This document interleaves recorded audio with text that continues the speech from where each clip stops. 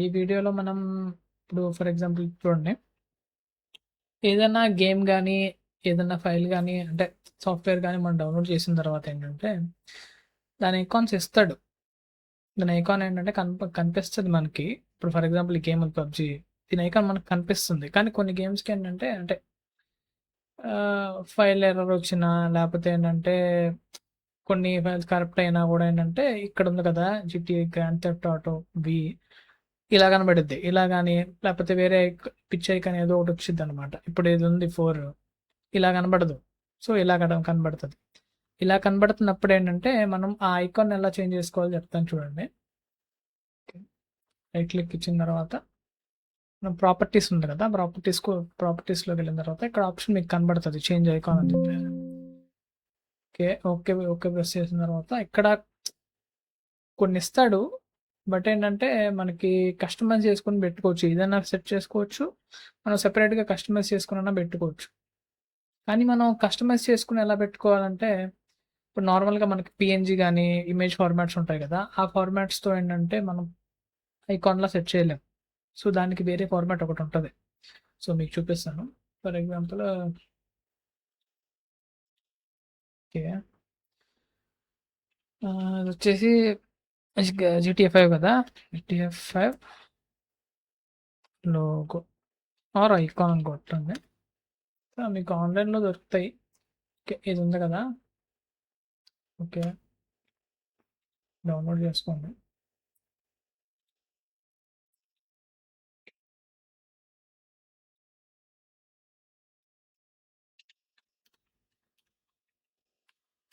Okay. PNG to icon అని search చేస్తే మనకి ఈ 2 అనే కాదు, ఇంకా చాలా వెబ్‌సైట్స్ వస్తాయన్నమాట.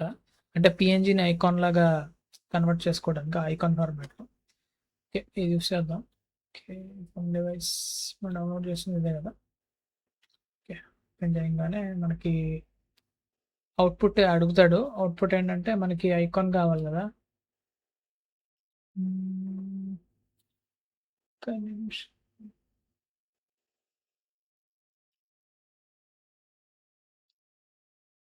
ఓకే. మనం అవేం సెలెక్ట్ చేయకుండా కన్వర్ట్ కొట్టేసాం అనుకోండి.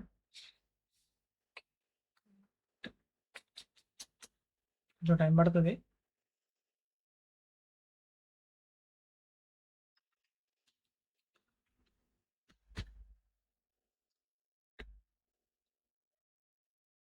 ఏ వన్ సెకండ్. ఇది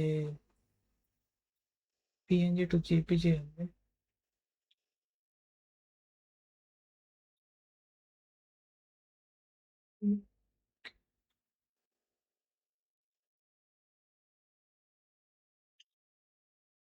ఒకసారి ఫార్మాట్ చూసుకోండి. ఇక్కడ ఐ ఐసీఓ అని చెప్పేసి ఉంది కదా! ఇది ఐకాన్ ఫార్మాట్. ఇందాక మనం చేసింది పీఎన్‌జీ టు జేపీజీ అనమాట. సో, అలా అయితే రాదు. ఓకే. జీటీఏ ఐకాన్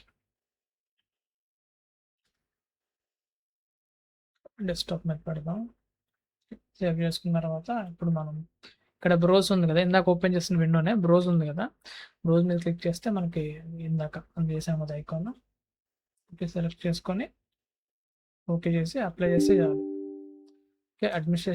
అడ్మిన్ అడుగుతాడు పర్మిషన్. ఆ పర్మిషన్స్ ఇచ్చేయాలి. అదిగోండి ఇక్కడ ఇలా వచ్చింది కదా!